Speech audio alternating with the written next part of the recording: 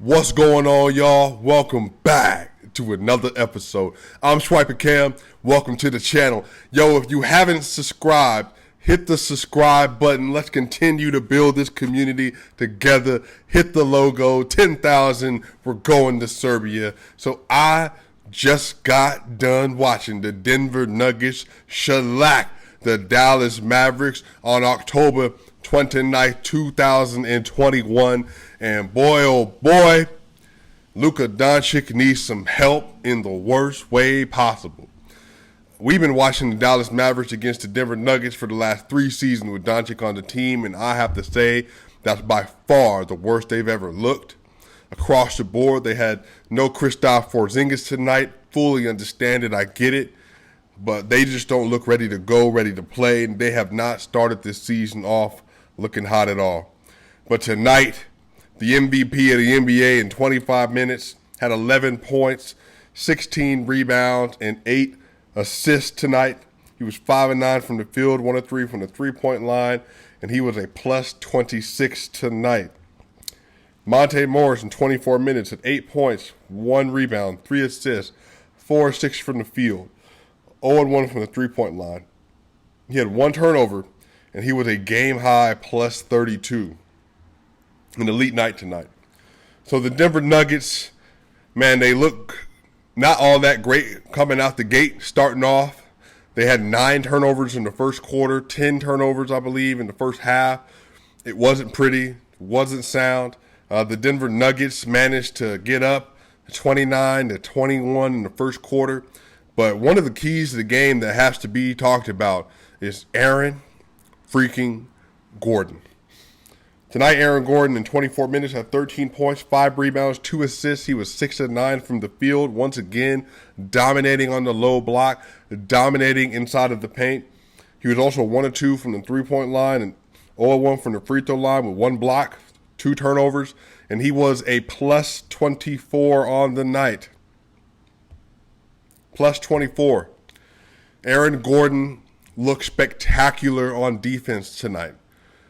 I'll post the stats on Twitter later in terms of the matchup data, but Aaron Gordon looked amazing tonight. Amazing. He was, and really this is the past few games in a row, Aaron Gordon is making it his business to get inside of the paint, his business to be physical, and his business to play lockdown defense. And what was so dope about what happened tonight, instead of playing defense at the level, so what they were doing was with Luka Doncic in the first quarter, they were playing hard press at the level. Yoke got a couple steals straight out the gate in the first quarter. But what they started to integrate in that third quarter and even in the second quarter, they started playing drop coverage. Now, what's the benefit of playing drop coverage? Drop coverage, it eliminates the need to have the rotation backside, weak side player, which is usually Michael Porter Jr., rotate over to cover for Yoke when the big man is rolling to the paint, when there's a hard trap at the top of the key or beyond the three-point line. They played drop coverage tonight, forced Luka to be a little bit more of a decision maker, forced him to slow pace it, and then they didn't have the opportunity to just kick it out to the three-point line, and they also didn't have an opportunity just to get the roll man on a layup or an alley-oop. So very effective strategy tonight. Very effective strategy tonight. I'm actually really curious to see what it's going to look like throughout the rest of the season, because we've talked about this before. Drop coverage has its benefits. Again, when you play hard hedge or you play a trap at the top of the key, what it does, it makes the center or your big man a decision maker, but it always leaves that three-pointer open. So you have to have really solid rotations. What happens is you do a hard trap, they kick it to the center, the weak side player rotates over, then you kick it to the three-point spot, the wing defender then rotates down to the corner, and then what's supposed to happen is the weak side player that initially was on the corner 3 ball, he then is supposed to leave the restricted area and kick back out to the wing. But if the rotations aren't quick, meaning 1, 2, 3, then you can have wide open 3-pointers, or you get caught in a pump fake, drive to the basket, it's an oop anyway. But the thing with drop coverage is drop coverage prevents most of that from happening, because now you force the primary ball handler to be more of a decision maker, again, within the three-point line. Now, you can do, Jamal Murray, Luka Doncic, James Harden especially, Kevin Durant, Steph Curry, Now, you really can't play drop coverage with Steph Curry. That's a terrible idea. But if you don't have one of these like elite kind of shooters, then what you can do, it forces them to have to then get into the paint. And then it forces them to have to make a 2-point contested mid-range shot with somebody riding their back, or to try to get the ball to a big or dump it back out. So it's a very effective strategy. It worked really well tonight. Drew Holiday did this a lot in the playoffs last year, so Aaron Gordon did that tonight. And, man, he's playing great. You know, last game he had 20 points and 7 rebounds, I want to say. He was killing it in the first half against the Utah Jazz. Played great defense with body and bogey.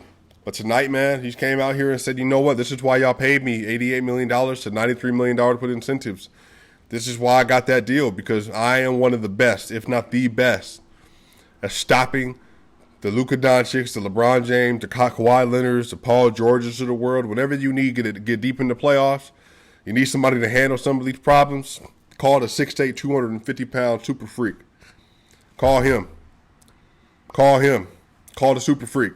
He'll get it done. So, really, I just want to continue to shout out Aaron Gordon. He is everything the Nuggets could have dreamed of from a defensive standpoint. And, again, if he hits 35% of his three-pointers during the season, it's a wrap. Great job from Aaron Gordon tonight. Michael Porter Jr. tonight, 12 points, 3 rebounds, 1 assist, 5 of 12 from the field, only 1 of 6 from the three-point line, 1 of 1 from the free throw line, 2 turnovers. He was a plus 14. What was interesting about Porter is Porter started off pretty well. He got to the basket a couple times in a row, got an and one at the basket as well in the first quarter. So it looked like he was about to be off to his 20-point day, but it didn't kind of slow down as the day went on. But you know what?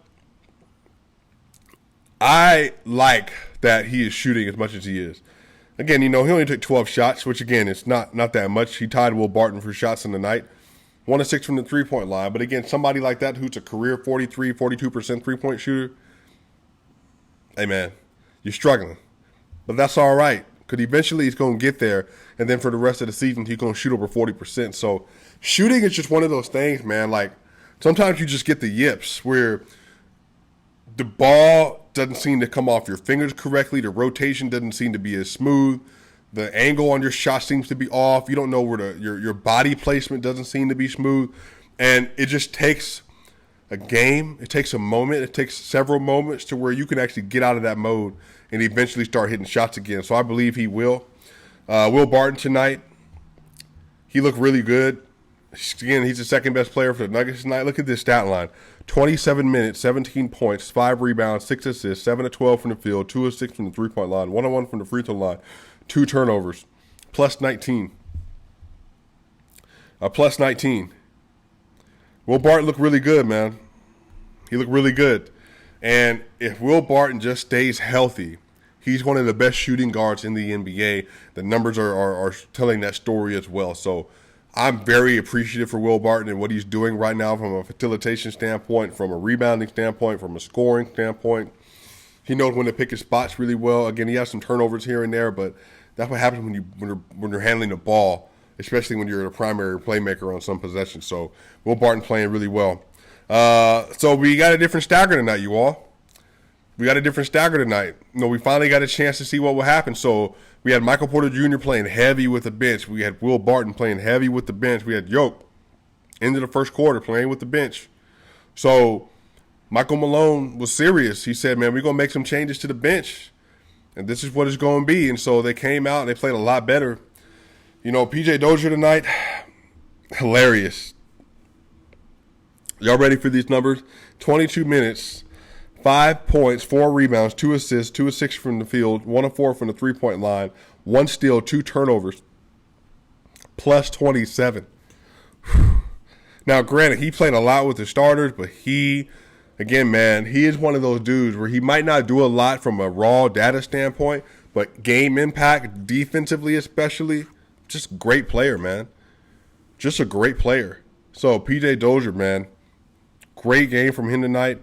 A plus 27.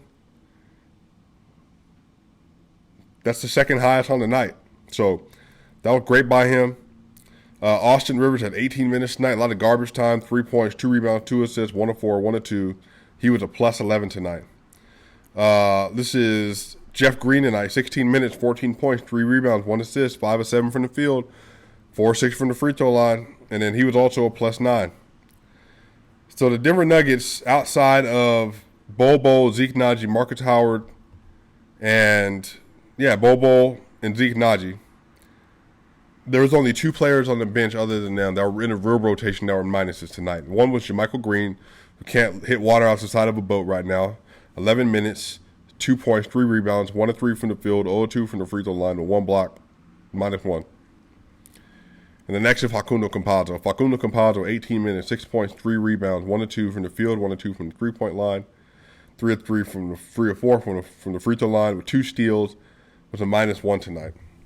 So Twitter, especially my Argentinian friends, been upset with me because I've been calling out what's been going on with Facundo Campazzo. Well, the thing that needs to be realized about Facu, man, is I get it, he's not playing with the best unit on the bench, but the problem is the bench is still having to make up for so many deficiencies. He got beat off the dribble tonight, and then on the rotation, he was late on the rotation and got beat to the hole, led to some more points, and these are back-to-back possessions. When Facu gets in the 3-point area and he's trying to contest somebody, they're shooting right over him. He got hit on today. So Facu has a lot of strong assets, man. This is not about Facundo Campazzo. This is about the overall schematics of the Denver Nuggets.